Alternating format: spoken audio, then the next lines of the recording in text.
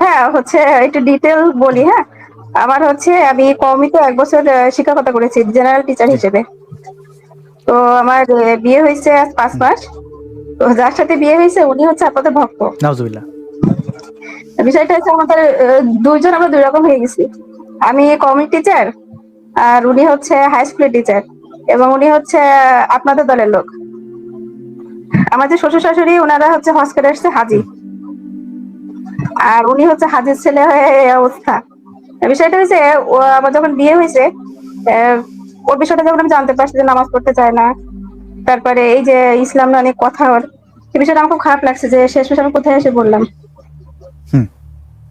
এখন ও কি কৌশলে আপনাদের এই ভিডিওগুলো আমাকে দেখায়, জি এবং আমি কথাগুলো শুনি, এবার অনেক প্রশ্ন করে আমাকে ইসলাম নিয়ে।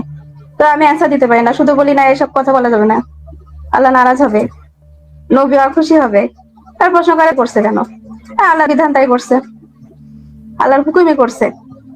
এখন আমি ওকে একদিন প্রশ্ন করতে চাচ্ছি, তুমি যে বলছো যে সৃষ্টিকর্তা বলে কেউ নাই, বা আমরা মারা গেলেও আমাদের কবরে কোনো হিসাব হবে না, যদি তাই হয় তাহলে আকাশে যে এত কিছু আছে, এই যে গ্রহ নক্ষত্র, এগুলো চলে কার ইশারায়? হুম এই যে আমরা মারা যাব, হঠাৎ বৃষ্টি হয়, মেঘ হয়, এগুলো কার হুকুমে হয়, হুম কিভাবে হয়?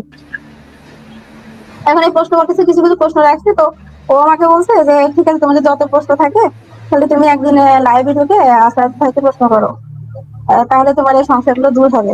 জি এখন আস্তে আস্তে আমিও অনেকটা ওর ভিতরে ঢুকে গেছি। এটা কেন ঢুকছি? যখন আমি কমিতে ছিলাম আমাদের মিটিং হতো হুজুরদের সাথে। তো ওনাদের অনেক কথাবার্তা আমার মদের সাথে মিলতো না, যেহেতু আমি জেনারেল থেকে গেছি এবং ওখানে আমি জেনারেল হিসেবে শিক্ষকতা করেছি। তো ওর কথাবার্তা শুনে আমার মানে প্রথমত খারাপ লাগতো যে ও এরকম, কিন্তু তার নীতি নৈতিকতার দিক থেকে কোনো সমস্যা নেই। এখন এই আমার প্রশ্ন ভাই এটা যে জি যদি সৃষ্টিকর্তা নাই থাকে, হ্যাঁ, ঠিক বা আমরা কবরে গেলে যদি আছে কোনো তাহলে উনি হিসাব বলুন। না হয়, ঠিক আছে, তাহলে এগুলো শুনছি। কার হুকুমে চলতেছে, এগুলো কার এখানে হ্যাঁ। হচ্ছে? জি। মাসুদ ভাই, আমরা এই সংশয়বাদী তিনি যুক্ত হয়েছিলেন, তার কিছু কথা শুনলাম। আমি আপনাকে যদি আপনি অনুমতি দেন, আমি আপনাকে বোন বলে সম্বোধন করি, সংশয়বাদী। এবং আপনি যেহেতু শিক্ষকতার মতো একটি মহান পেশায় আছেন, আপনাকে আমার পক্ষ থেকে শ্রদ্ধা। আপনি শ্রদ্ধা জানবেন, যে কোনো মতের হোক হন না কেন আপনি। এবার আমি আমার জীবনে আমি কয়েকটি সম্পর্কে ছিলাম, তো আমি বলবো যে এই ক্ষেত্রে আপনার সম্পর্কের মানুষটি ভিন্ন মতের হলেও আপনি তার সাথে সহাবস্থান করতে পারবেন, এটাই হচ্ছে একজন মানুষের ব্যক্তিত্ব। আমি যদি একটু স্মৃতিচারণ করি, মাসুদ ভাইয়ের আমাদের এখানে যে আত্মপ্রকাশ, এর পেছনে 9 মাসের যে ঘটনা, এর আগে মানে 2017-তে যখন তিনি আত্মপ্রকাশ করেন, এর আগে 9 মাস আমি নিজে তার জীবনটি দেখেছি যে তিনি তার ব্যক্তি জীবনে কতটুকু সাফার হয়েছেন। তিনি চেষ্টা করেছিলেন পরিবার পরিজন সংসার নিয়ে একত্রে থাকার। অনেকে প্রশ্ন করেন যে আপনি বিদ্রোহ করে ফেললেন, আপনার সন্তানের দায়িত্ব নিলেন না। মাসুদ ভাইকে নিয়ে কোথাও একজন কমেন্টও করেছিলেন, খুব বাজেভাবে কমেন্টটা করেছেন। তো আমি জানি যে মাসুদ ভাই চেষ্টাটা করেছিলেন, পূর্ণ প্রচেষ্টা ছিল। তিনি ফেল করেছেন কারণ তার সঙ্গিনী এই বিষয়টি কোনোভাবে টলারেট করেনি, যে না এক্ষুনি তওবা করে মুসলমান হবে, জীবনে আর কোনোদিন এই কথা মনের ভুলেও চিন্তা করবে না, তাহলে তোমার সাথে এক বিছানা থাকবো, নাহলে থাকবো না। মাসুদ ভাই অনেক চেষ্টা করেছেন, সকালে বিকালে রাতে, আমি নিজে সাক্ষী এটার। এই জিনিসটা জীবনে ভুলবো না।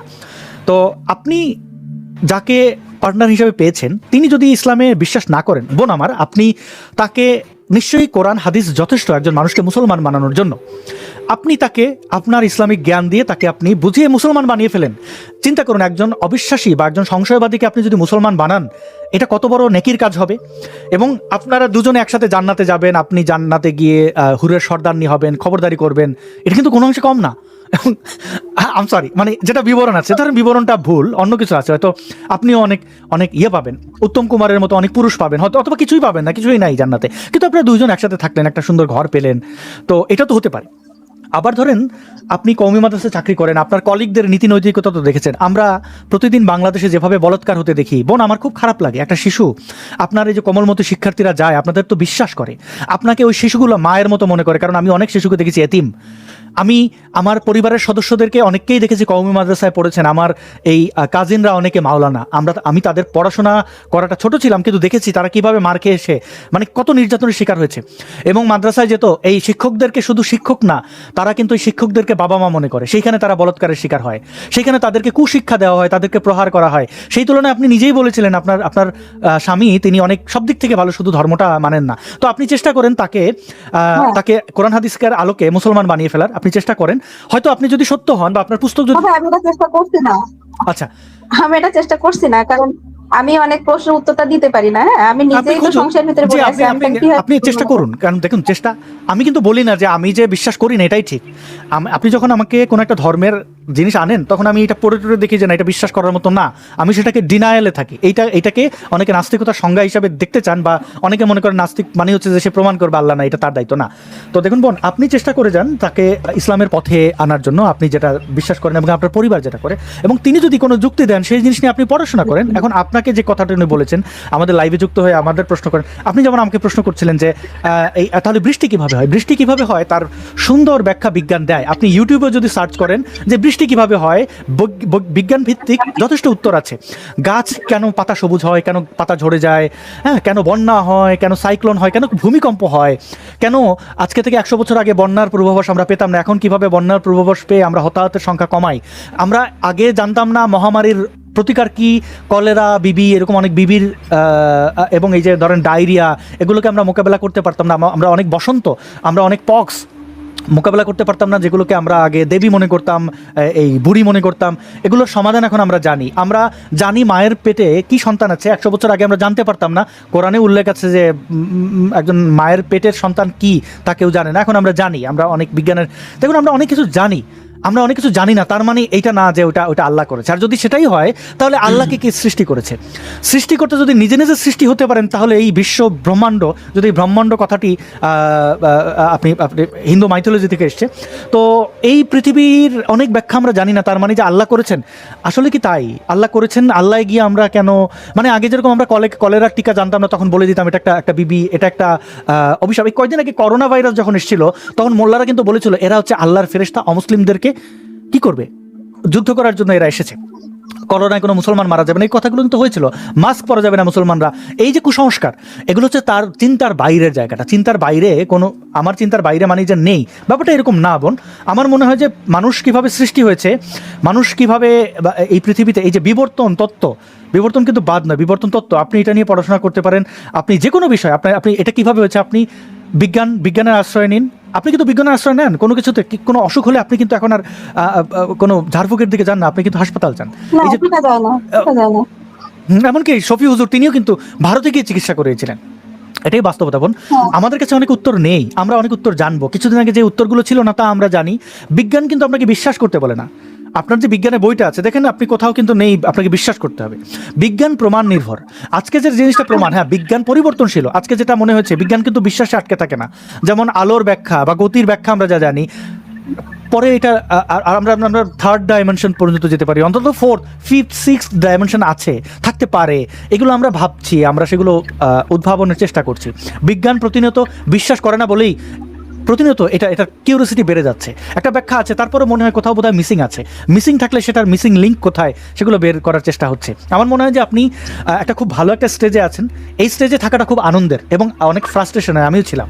মানে কিভাবে তাহলে এগুলো মিথ্যা হয়? আমার একটা সময় মনে হচ্ছে যে নবীর ব্যাপারে আমি মোটামুটি শিওর হয়ে গেছিলাম যে নবী ঠিক না, কিন্তু আল্লাহকে আমি মনে করতাম ঠিক, কোরআন অবশ্যই সত্য। তো সেই স্টেজগুলো আমি ধীরে ধীরে পড়াশোনার মাধ্যমে পার করতে পেরেছি। আমার মনে হয় আপনিও পার করতে পারবেন। আপনি একজন খুব ভালো মুসলমান হবেন, অথবা আপনি এই ধর্মবিশ্বাস রাখতে পারবেন না। এই দুটো এখন একটা ব্যাপার হচ্ছে কি, মানে কিছুদিন আগে কিন্তু আমি জবটা ছেড়ে দিয়েছি, হ্যাঁ, এবং আমার জায়গায় পোশাক ছিল, সেই লেবাসটা কিন্তু এখন আমার নাই। এখন এটা কিন্তু আমার পরিবারকে খুব প্যারা দেয়, হ্যাঁ, যে মেয়েটাকে আমি দিয়ে দিলাম। আমাকে শুনতে পাচ্ছেন? জি মাসুদ ভাই, আপনাকে শুনতে পাচ্ছি। জি আপনি একটু, জি মাসুদ ভাই শুনতে পাচ্ছি। আপনি একটু শেষ করেন সংশয়বাদী। আপনি এখন আর আগের লেবাসে নাই, এখন নতুন লেবাস, আপনার পরিবারের সদস্যরা মেনে নিচ্ছেন না, আপনাকে কটু কথা বলছেন, তাই তো? হ্যাঁ হ্যাঁ, বিষয়টা হয়েছে যে মেয়েটাকে কোথায় বিয়ে দিয়েছি যে আগে এরকম ছিল, আর এ তো পাপের পথে চলে যাচ্ছে, এ তো ধ্বংস হয়ে গেছে। হ্যাঁ, বিষয়টা হয়েছে এরকম। আমি শাশুড়ি বলে নামাজ পড়ার কথা, আর আপনাদের ভিডিও দেখতে দেখতে আমার মাথার ভিতরে অন্যরকম কাজ শুরু হয়ে গেছে। হ্যাঁ, এখন যেন আমি ওই ভিতরে ঢুকতেই পারছি না। কোরআন শরীফ পড়া, নামাজ পড়া, এ পড়তে গেলেই মন আমার অধিকার নাই। অনেক প্রশ্ন আমার ভিতরে জমা পড়ে যে এগুলা কেন, কি করতেছি, এসব ভুল ভুল পথে চলেছে এতদিন। এইসব প্রশ্ন নিয়ে আমি খুব এখন হতাশার ভিতরে আছি। দেখুন, আপনার হাতে আঙুলে কামড় দিলে আপনি কিন্তু জানেন কোনটা ব্যথা আর কোনটা ব্যথা নয়, এবং ভালো মন্দ, শালীনতা, পবিত্রতা আপনি কিন্তু জানেন। আপনার লেবাস আপনার পবিত্রতার সনদ হতে পারে না। এবং অনেকে বলেন যে যারা ধর্ম মানে না তারা বেপরোয়া। হ্যাঁ, কিছু লোক বেপরোয়া আছেন, আবার এর যে ব্যতিক্রমটা সবচেয়ে বেশি। আপনি বাংলাদেশে কোনো যাদের বলে শাহবাগী, নাস্তিক, এরা কাউকে ওড়না ধরে টান দিতে আপনি দেখবেন না। তার মানে কি ও সারাক্ষণ শুধু তাদের মাথায় যৌনতা? না, আপনি এটা পাবেন না। আমি আপনাকে স্ক্রিনে সাক্ষী দিচ্ছি, আমার ব্যাপারে আপনি কোনো নারী গঠিত কোনো, এখন আমি তো স্বাধীন, আমি তো চাইলেই প্রতিদিন একজনের সাথে আমি থাকতে পারি। আসলে ব্যাপারটা ওইখানে না। আপনি ধর্ম মানেন না, তার মানে আপনার এই যে আপনি ব্যক্তিগত জীবনে কিভাবে চলবেন, এখন আপনি বোরকা পরেন না তাই বলে যে আপনি আসলে খোলাভাবে বললে যে লুচ্চা, মানে এরকম আপনি নন। আপনার লেবাস আপনার চরিত্রের সনদ হতে পারেন। আবার আপনি একদম একজনের সাথে সংসার করছেন তাই বলে আপনি চরিত্রবান, তাও কিন্তু না। মানে এগুলো ডিপেন্ড করে। আপনি আপনার জবাব আপনি নিজেকে প্রশ্ন করেন, আপনি কেমন আছেন, আপনি আপনার স্বাভাবিক কাপড়ে ভালো আছেন কিনা। জি আচ্ছা, সংশয়। জি জি মাসুদ ভাই একটু কমেন্ট শুনতে চাই। মাসুদ ভাই, আচ্ছা, আমাকে আগে একটু জানতে চাই, আমাকে ঠিকঠাক শোনা যাচ্ছে? আপনাকে একদম পরিষ্কার শুনতে পাচ্ছি, কোনো সমস্যা নেই মাসুদ। আচ্ছা, আমাদের সাথে যে বোন আছেন সংশয়বাদী, আপনি কি কওমি মাদ্রাসায় পড়েছেন? না ভাই, আমি জেনারেল স্কুল থেকে পড়েছি, কলেজ শেষ করেছি, তারপরে ওখানে শিক্ষকতা হিসেবে ঢুকেছি। জেনারেল টিচার, ইংলিশ ক্লাস নিতাম আমি, ইংলিশ বাংলা এগুলা জেনারেল সাবজেক্ট এগুলো নিতাম। ও আচ্ছা আচ্ছা। ও তাহলে আপনার সাথে কি আমি দুঃখিত, আমি কিন্তু কথা সব শুনতে পাইনি, বিকজ আমার এখানে আমার ডিভাইসে কোনো একটা প্রবলেম আছে। আমি বন্ধুদের কাছে ক্ষমা চেয়ে নিচ্ছি, এই প্রবলেম সলভ করার চেষ্টা করব, এখনো পারিনি। তো বলছি, আপনার সাথে আপনার হাজবেন্ডের কি বিশ্বাস নিয়ে একটা প্রবলেম মনে হয়, যা বুঝলাম। না মানে প্রথমত ছিল, হ্যাঁ মানে তাকে নিয়ে আমি খুব সংশয়ের ভিতরে ছিলাম যে আমি মনে হয় ভুল করে ফেললাম, আমি কাকে বিয়ে করলাম। এই যার ভিতরে আল্লাহর ভয় নেই সে তো খারাপ, এটা আমার ভিতরে কাজ করতো। যত নামাজ পড়ে না, আল্লাহকে ভয় পায় না, যে পাপ করতেও দ্বিধাবোধ করবে না, কিন্তু ওর সাথে মিশতে মিশতে আমার মানে এটা তাকে বুঝে ফেলেছি যে সে নীতি নৈতিকতার দিক থেকে ঠিক আছে, নামাজ পড়ে না, বাট সে ভালো মানুষ। এবং ও আবার কৌশলে আপনাদের ভিডিও গুলো আমাকে শোনায়। হ্যাঁ, আমি কাজ করতেছি, শুনতেছি আপনারা কি বলতেছেন, তাহলে শুনতে শুনতে আমার ভিতরে অনেক প্রশ্ন জমা হয়েছে যে আসলেই তো, তাহলে তো আমি অনেক কিছু জানি না, ভুল পথে আছি। আসলে তো এরকম, আমি যখন এই কমিটি ছিলাম ওখানে আমাদের মিটিং হতো, তাই হুজুরদের মতের সাথে আমার অনেক কিছু মিলতো না। তাদের কথাবার্তা, তারা বলে এক কিন্তু করে আর এক। তারা যেমন বলে যে ঘাম শুকানোর আগে যে হচ্ছে পরিশ্রম করে তার পারিশ্রমিক দিয়ে দিতে হবে, কিন্তু আমাদের এখন চাকরি করতাম 3-4 মাস বেতন বাকি থাকবে দিবে না। কিন্তু ওখানে যেটা আপারা ছিল তারা অধিকাংশই কিন্তু আসলে বিপদে পড়ে চাকরিটা করতো, তাদের বেতন দিবে না। প্রশ্ন করলে বলতো কি যে এটা তার পাশের ঘাম ঝরানো টাকা না, আপনারা তো কলম ঘুরাই খান, আপনারা তো ঘাম ঝরে না, এটা উত্তর দিতেই পারে। এগুলো আমার কাছে খুব হাস্যকর লাগতো যে এনারা যে যেভাবে কাজ করুক না কেন সেটা তো তার পরিশ্রমিক, আচ্ছা, আমি মনে হয় শুনতে পারিশ্রমিক পাচ্ছি না, দেওয়া উচিত। আমাকে শুনতে পাচ্ছেন কিনা একটু জানাবেন। মাসুদ ভাই, আমি শুনতে পাচ্ছিলাম, আমি আপনাকে আমি সংশয়বাদীকে শুনতে পাচ্ছিলাম। আচ্ছা দর্শক, আমাকে একটু আচ্ছা সংশয়বাদী মাসুদ ভাইয়ের ওখান থেকে একটু প্রবলেম, আমাকে ক্ষমা করবেন, এটা আমার ঠিক করা উচিত ছিল। আমি প্রতি শোয়েই চেষ্টা করি, কিন্তু কোনো কারণে শুরু হওয়ার পরে এটা গন্ডগোলটা লেগে যায়। আপনার ব্যাপারটা আমি মাসুদ ভাইকে এক্সপ্লেন করে বলবো। আপনি যেহেতু আমাকেই বলেছেন খুব সুন্দরভাবে, আমি শুনতে পেয়েছি, বুঝতে পেরেছি। আপনার ভবিষ্যৎ জীবনের জন্য আমি শুভকামনা করি। আপনি যে পথ ঠিক সেই পথই আপনি আপনার নিজের জীবনটা যাক, আপনার জীবন সুন্দর হোক, স্বাধীন হোক। মানে আপনি যদি দেখেন যে ইসলাম সত্য বা অন্য কোনো ধর্ম সত্য, আপনি সেই ধর্ম পালন করার পূর্ণ স্বাধীনতা। এবং আপনার যে বর, আপনি বলছিলেন যে তিনি কম্পেয়ার করলে অন্য যে কোনো মানুষের চেয়ে ভালো, কিন্তু তার একটাই সমস্যা আপনার কাছে, যে তিনি নামাজ পড়েন না। তো এখন এটা একটা বিষয়। দেখুন, আসিফ মহিউদ্দিন বহু বছর আগে বিয়ে করেছেন, তিনি তার দুটো সন্তান এখন, তাকে নিয়ে ইসলামপন্থীদের অনেক আপত্তি আছে। কিন্তু আসিফ মহিউদ্দিনের ব্যাপারে আপনি এই জিনিসটা খুঁজে পাবেন না, আমি পাইনি, যে কোনো নারীকে গিয়ে কুপ্রস্তাব দেওয়া, নারীকে গিয়ে তার শরীরের বিভিন্ন বিষয় নিয়ে অশ্লীল কথাবার্তা বলা। আমি বলছি না নাস্তিকরা এরকম বলেন, অনেক নাস্তিক আছে, কিন্তু তাদের মানে আপনি দেখবেন এই মানুষটা কিন্তু তার জীবন সংসার নিয়ে খুব কমিটেড, আমার যেটা মনে হয়। ব্যক্তি জীবনে ওনার স্ত্রীর সাথে ঝগড়া হয় কিনা আমি জানি না, যেই ঝগড়ার ভয়ে আমি নিজেও কোনো সম্পর্কে চাই না এখন, মানে এনিওয়ে। তো তো ঝগড়া থাকতে পারে, কিন্তু তার ব্যাপারে আপনি এইগুলো পাবেন না। ঠিক আবার অনেক ইসলামপন্থীদের দেখেছি অনেক ঝামেলা আছে, এই ঝামেলা থাকবে, আপনি ডিসাইড করবেন আপনার জীবন কিভাবে পরিচালিত হবে, কারণ আপনার জীবনটা আপনার। যদি সৃষ্টিকর্তা থাকে এবং তিনি যদি আপনাকে এই ভালো মন্দ বিচার করার ক্ষমতা দিয়ে থাকেন, তাহলে আপনি মারা যাওয়ার পরেও যদি দেখেন যে আল্লাহর জায়গায় তো ভগবানও থাকতে পারে, আল্লাহর জায়গায় তো ধরেন যদি থাকেই তাহলে গড থাকতে পারে, তো আপনি তাকে বলতে পারেন যে দেখো গড, আমি একসময় বিশ্বাসী ছিলাম ইসলামে, আমার যুক্তিবিদ্যা আমি এইভাবে আমার জীবন পরিচালিত করেছি, এবার তোমার যা শাস্তি দেওয়ার দাও। আপনি যদি খারাপ কাজ করে শাস্তি পান তাহলে আপনার আর কী করার আছে, মানে খারাপ কাজ না করে শাস্তি পান শুধুমাত্র একটা বিশ্বাসী না থাকার কারণে। এখন আপনি যদি আপনার বাবা মাকে, আপনি নিশ্চয়ই, আমি জানি না সন্তানের জননী কিনা বা হবেন, এখন আপনি আপনার সন্তানের জন্য নিঃস্বার্থভাবে যে আপনি জন্ম দিলেন, তাকে বড় করলেন, বড় হয়ে সন্তান বললো দৌড়ো তোমরা কিসের আমার বাবা মা, তখন আপনি কি সন্তানের গলা টিপে তখন মেরে ফেলবেন, নাকি বলবেন যে ঠিক আছে ও যেহেতু মানছে না, ওকে জন্ম দিয়েছি, বড় করেছি, এত কষ্ট করেছি, ও মানছে না, ওর মতো থাকুক। আপনি একজন মা হিসাবে এত উদার হতে পারলে একজন সৃষ্টিকর্তা যিনি সব কিছু, তিনি কেন এত উদার হবেন না? তিনি কেন ধরে আপনার বারবিকিউ করবেন যে তুই আমার কথা শুনোস না কেন, তুই হিজাব পরস না এই জন্য তোর যা বারবিকিউ? এটা হতে পারে না। মানে সৃষ্টিকর্তা থাকলে সে এতটা নিষ্ঠুর হতে পারে না। এবং দেখেন, নিষ্ঠুর হবেন না সৃষ্টিকর্তা, এই কথা কারা বলেন জানেন? পীর ফকির বাউলেরা। এই যে কদিন আগে নুরাল পাগলকে মারা হলো, মানে তার লাশ তুলে পুড়িয়ে ফেলা হলো, এর কারণ কিন্তু নুরাল পাগল না। আপনি জানেন, আমি জানি, একটা মানুষ মরে গেলে তার আর কোনো লেনাদেনা থাকে না, সেই লোক আর কিছু করতে পারে না। মরে যাওয়া ব্যক্তির লাশ পোড়ানোর মানে হচ্ছে তারা রাগান্বিত যে আমি যে কট্টর ইসলাম চাই, তুমি বললে আল্লাহর সাথে তোমার বন্ধুত্ব, তুমি আল্লাহকে একটা দানব হিসাবে নয়, তুমি আল্লাহকে মানো বন্ধু হিসাবে, এইটা তো আমি হতে দেবো না। এই যে ঘৃণার চাষ করবে না কেন, এটাই হচ্ছে তাদের রাগের কারণ। মাজারের এই পীর ফকিররা দেখবেন, হয়তো আপনি তারে ভণ্ড বলবেন যে তুমি টাকা নিয়ে নিচ্ছ, আচ্ছা তারা যদি ভণ্ড হয় তাহলে এই যে কওমি মাদ্রাসার আপনার কলিগ যারা, তারা কি ভণ্ড না? তারা তো একটা বিশ্বাসের জিনিসই বিশ্বাস মানুষের কাছে বিলি করছে, তারা মনে করছে কোরআন হাদিস এটা ঠিক, এটা বিলি করছে, তো তার কাছে তো এভিডেন্স নাই। এখন ওই যে নুরাল পাগল, সে বলছে যে আল্লাহর সাথে, আল্লাহকে বন্ধু ভাবো, গান গাইলে আল্লাহ রেগে যাবে না, নামাজ না পড়লেও আল্লাহ রেগে যাবে না, আর তার সাথে কমিউনিকেট করতে হবে। তার সাথে কমিউনিকেট করার জন্য তারা বিভিন্নভাবে তার মতো করে সে ধর্ম পালন করে, আল্লাহ হু হু এইভাবে বলে যদি সে মনে করে আল্লাহ তারা শুনবে, অসুবিধা কি? অসুবিধা নাই তো। তো এই নমনীয়তার জায়গায় তারা আঘাত দেয়, কারণ তারা নমনীয়তাকে আতঙ্ক মনে করে। তারা মনে করে মানুষ যদি উদার হয় তাহলে পরে মানুষের ক্ষতি হয়ে যাবে। এই দেখেন, বুড়ির কাটা দেওয়ার গল্প বাংলাদেশের মুসলমানরা বিশ্বাস করতো যে এটা হাদিসে আছে। এই ওহাবিরা এসেই কিন্তু প্রথমে বলেছেন নো নো, আমার নবী এরকম উদার ছিলেন না। এই ওহাবিরা এসে বলেছেন আমার নবী, এই যে অস্ত্রাগার, হ্যাঁ এই যে মিম্বর মসজিদের এই অস্ত্রাগার, আমার নবী জঙ্গি ছিল, আমার নবী যুদ্ধ করেছে, তরবারি, এই যে জুলফিকার এই তরবারি রেখেছে কি দেখার জন্য নাকি? তো এই কথাগুলো কিন্তু তারা বলেছে। আমার নবী প্রেম নিষিদ্ধ করেছে, আমার নবী গান নিষিদ্ধ।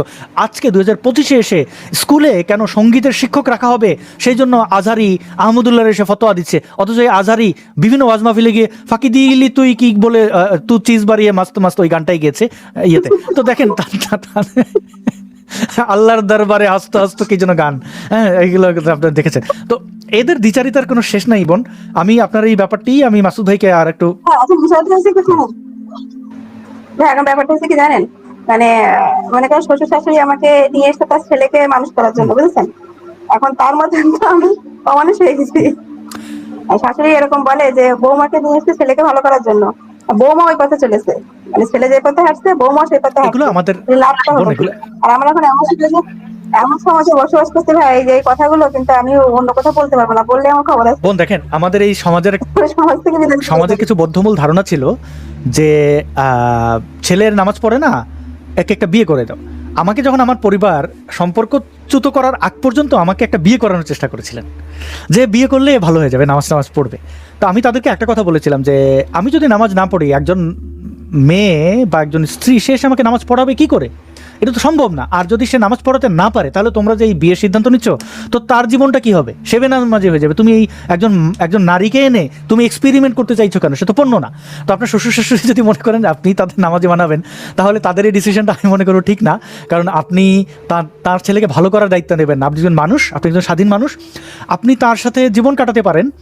যেহেতু আমাদের সমাজে সন্তান সন্ততি বা আমাদের এই যে পরিবারের গঠন, এই ক্ষেত্রে বিবাহ একটা মানে এক প্রকার বাধ্যতামূলক, বিবাহ ছাড়া আর বিকল্প নেই আমাদের কাছে।